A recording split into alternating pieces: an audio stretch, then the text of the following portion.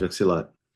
So today we're going to be talking about some of the very cool things that you can pick up online that are related to defense, self-defense tools and things like that.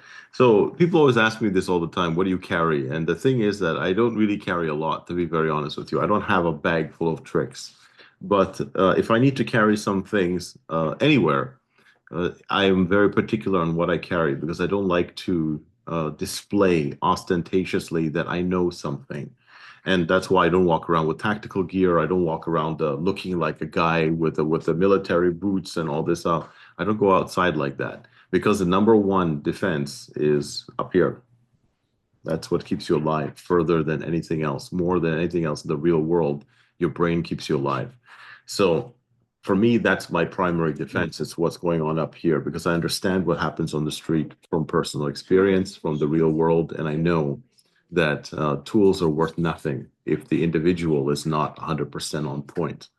And that's the reality of things. And that's why I dress the way I do. That's why I present the way I do. Because when I stand in front of law enforcement, when I stand in front of officials or anybody else, I don't look like anything different than what I should. I look like the regular average guy working in the professional job. I look like a gentleman. And when I present like that. And that puts everybody at a calm. And that's exactly the way that I like it. Why? Because it gives you the advantage all the time. And this is the key thing. People think that if you dress hardcore, it's an advantage for you. It's not. When you walk outside and you look like that, you actually make yourself the number one target. Because the people who are hardcore, they see somebody looking like that and they understand that you are the one that can potentially put up a problem for them, create a problem for them. So in real situations where you have problems, you want to be the guy that looks like nothing. You want to be the guy that stands in the crowd and nobody notices. Because from the point of not being noticed, you have the potential to surprise your adversary. And surprise and deception are more important in real warfare and real one-to-one combat or group combat or street engagements or anything else. Surprise and deception are more important than any tools that you're ever going to carry or any weapons that you have or anything else. The key thing is to be able to use your brain in order to outthink your adversaries. And once you are able to understand that, then all the tools and accessories and everything else that you can get and hold and carry, they're all going to be a massive advantage to you. You become like the literal James Bond. James Bond does not need tools. He needs his brain first. He outthinks his adversaries. He's smooth as hell. And then the tools are all accessories to help achieve the goals that he has. So that's the way I think about when I think of tools. And that's why I look the way that I do, present the way I do, and carry what I do. So that being said, let me move on and show you some things which I found online, which are very cool. Some of them more useful than others, but they are available on Amazon. So people ask me for my picks for 2025, a couple of things which I found were cool. So I will present them for you today, some things I think are cool. Now, first of all, I found this one. This is probably one of my favorites. So these are basically metal spikes like caltrops, and these are things that were used by ninjas hundreds of years ago. And they used to take them and throw them on the ground when people were running after them. And they were extremely good at stopping people from running after you. And this is one of the most useful things that you could possibly have when you're being chased by criminals. So if you have half a brain, you're not going to stand and fight when there are people with weapons or when there are multiple people that are trying to attack you. You're going to try to escape. That being said, the natural reaction of the human, the predatory human, is to run after you. And you can see this multiple times when you look at self-defense situations and things like that in the street, or any street altercations. It's very normal for somebody to run away. That's why whenever I hear self-defense instructors say, "Oh, you just got to run away," I wonder to myself, have you ever been in a real fight before? Because when you run away, it is very natural that the person runs after you, and then they run after you. And when they run, when most of the time when you see people run away, they don't actually get away. This is the thing.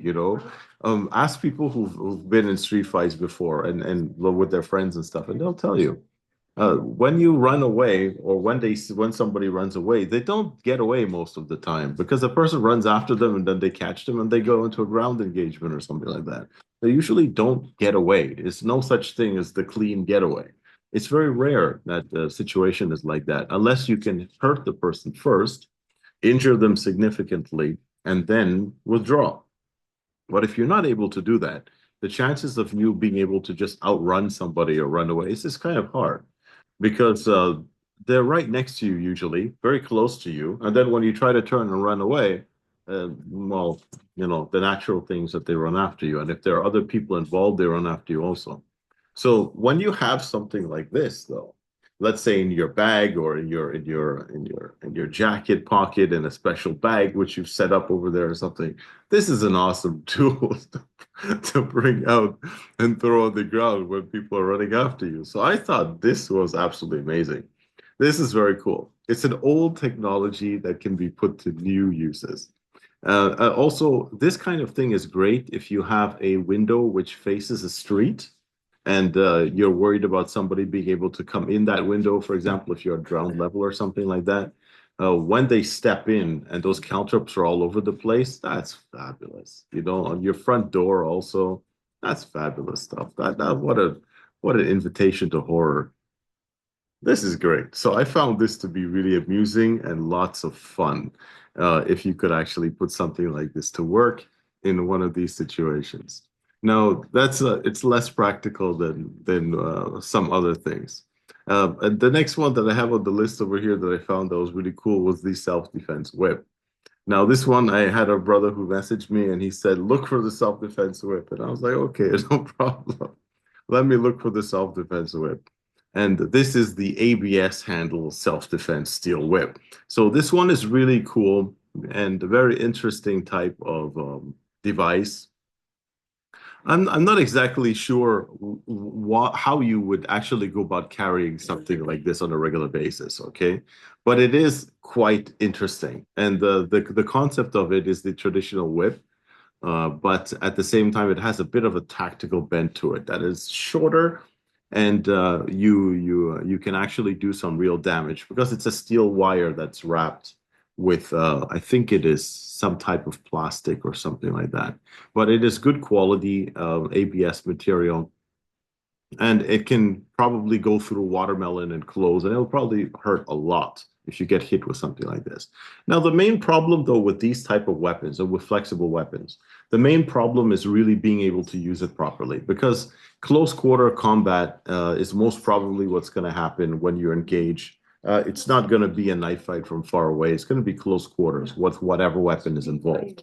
Unless you're dealing with firearms, and then you can maybe have a couple of feet between you that things can go awry and then you start shooting. But when it comes to this type of weapon, as soon as you have this very close type of engagement, I think it would be quite difficult to use this weapon effectively. So you would need to have some distance in order to make that whipping motion actually have any type of real usage of value within that situation. Another thing to consider also is that when people are in fighting situations, adrenaline goes higher, maybe they're under the influence of drugs or alcohol or something, they don't feel things the same way as we do regularly.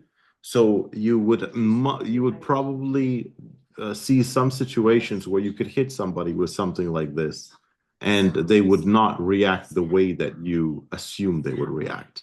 If this person has had a lot of negative, bad experiences in their life, if they have been in jail, if they are under the influence of drugs or alcohol or something like that, their pain level, the pain threshold is much higher than the regular person. The average person who never fought in their life, who's literally sitting at home on their computer all day, that person who has no exposure to real violence, hitting them with something like this will probably elicit the reaction that you expect. You get hit, and then, hey, oh my God, it hurts so much, and they relent a little bit. Other people don't. People who are used to violence, people who are used to being hurt, people who are used to fighting, they won't relent from pain like that. You really have to get it perfectly, like in their eye or something like this, and then maybe you will have that type of a chance. but it's too exact to rely on. So that's my problem with this. It's a cool idea, and I like the technology and everything of it. It's a very cool idea, but the reality of actually using it, I would not want to put my I would not want to put my my money on this type of a tool in a street engagement with people who have and even a little bit of fighting skill. I don't think you would be able to apply this very well anymore. A longer whip at a longer distance, if you're really good at using it, you've been training for many years. Okay, it has a dagger at the end, like the old Chinese whips. Maybe something like that would be a better choice. But this, I like it, but I just don't see how it can actually be used properly the real world. The third one was this one. This one is what is it? It's like it's not a brass knuckle. It's kind of like a brass thumb ring that you can use. It's kind of similar to a brass knuckle, but it has a puncher at the end of it. You can put your hand through it like that. Emergency window breaker, all this kind. But basically, it's a self-defense tool. It's not bad. Okay, it's not bad. But I am very careful with anything that's on a keychain. The reason for that is because when you are under stress, it's very hard to start fumbling around with your keychain and do this. And remember that a lot of the time you are engaged in a problem in real life. You are already engaged physically with the other human. So the ability to take out a weapon is already a skill in itself. Okay, keep that in mind. The ability to withdraw a weapon, regardless of what the weapon is, the ability to withdraw a weapon in the middle of a fight is a skill in itself.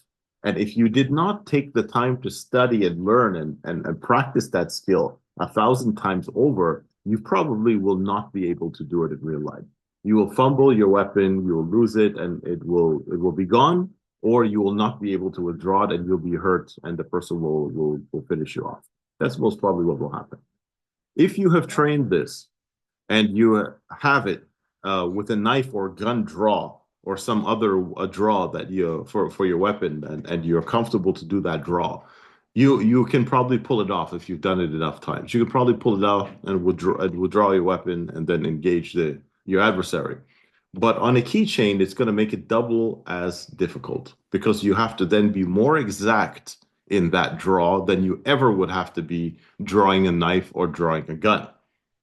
You would have to be much more exact unless you literally have the tool in your hand and you're walking around with it in your pocket. That's a different story.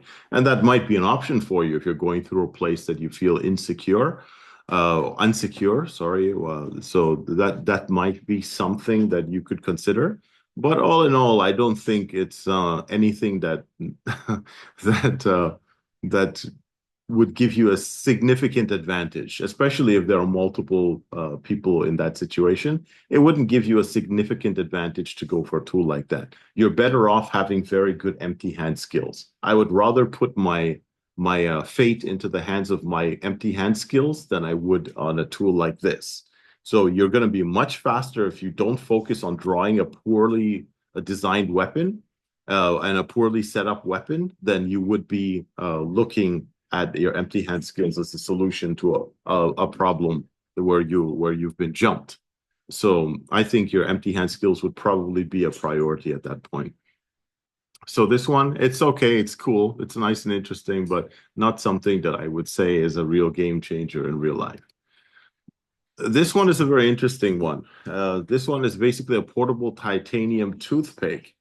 And again, this one was recommended by somebody who told me, that's a very cool thing to look at. So I took a look at it. It's an interesting one, not bad at all. Cheap, $22 or something like that. You could get better quality ones than this that are really made, robust. The intention is for self-defense purposes. Now, this is good. But again, yeah, if you carried something like this, what would be the advantage over carrying a knife? Unless you are in a jurisdiction where you're not allowed to carry a knife for whatever purpose or any other type of self-defense tool for that purpose, then you could say, okay, then this was only a toothpick and then I use it. But remember that these type of tools are not designed for the draw. And the key thing in every real situation is the draw. It's nothing else. Once you're in the thick of it, your ability to draw is the thing that's going to determine whether you're able to get the advantage or not. If you're not able to draw properly and you're fumbling to get a weapon, remember you've taken a hand out of the game. You've only have one hand to defend yourself now. So the second hand should be there in order for you to work and do your magic. But if your second hand is trying to fumble to get a weapon and you're not 100% sure on what you're doing, the chance of your one hand being able to outdo your adversary's two hand is very low. So that's why being able to draw is a skill, as I said, a skill in itself, because you have to draw and then keep yourself alive while you're drawing. You have to keep yourself in the game while you're drawing. And that's the key thing. And that's the thing that people forget all the time. You can carry whatever weapon you want, but if you can't draw it properly, it is no value to you. And you put yourself at a disadvantage because one hand is occupied and the other hand is fighting two hands now. So this is the problem. And that's where most people get set back in real life. That's where most people end up losing the fight because they're trying to draw something that they can't draw, and they think that's going to give them advantage. And gunfighters also, people carry guns, but they can't draw their guns properly in time, and they don't know how to draw under fire when they're being attacked, and they end up in situations where just using your empty hand would have been better. So it's not always advantage to have a weapon if you don't know how to draw your weapon properly under fire while you're being attacked, not from a distance, but while somebody's on top of you trying to kill you. How do you draw your weapon properly? And something like this is a real problem because how do you draw this properly? So if you're able to get it out and actually get one or two shots into the person's neck or facial area, you would probably be able to use something like this to protect yourself. Uh, but again, the draw is the main problem. And again, you see it's hanging on the keychain. And the keychain, to draw something from your keychain is very difficult. And this is even worse because it's attached to the belt loop. So that means you're going to have to literally rip it off your belt loop while you're protecting yourself from probably knives or empty hands coming in at you from one or multiple people, and then you have to rip off your belt loop. So not really a good choice. Now, my choice, if I had to carry, if I wasn't allowed to carry anything, would be something like this. This would allow me to train my empty hands skills very high level. Okay. It would allow me to do this. And I would focus on my empty hand skills primarily. And then I would have something like this, which is basically an addition to my empty hand skills. So this is a full rebel protection glove, whatever they call it, but they're basically sap gloves. And like the pair that I have over here that my son got me. So these ones, they're you can put them on. They're cut resistant, and you have a big layer that you can use to knock people out with. And this is all heavy material over there. As you can see over there, there are knuckles on the fingers, okay? And also on the knuckles on the top of themselves, there's metal in there. So when you hit somebody, when you're fighting, your body shots, hand shots, uppercuts, whatever, this is going to do massive damage to people. So this is the type of thing that you want to look at if you're in a situation where you can't really carry anything like a firearm or a knife for self-defense purposes, but you still have that intention. Something like this with high quality empty hand skills, you're better off instead of buying all these ridiculous gadgets. You're better off going with a solution like this and spending a couple of months in a boxing club. You'll probably fare better in the real world than if you rely on some gadgets that you found on Amazon. Okay. So all in all, I like the gadgets. They're lots of fun.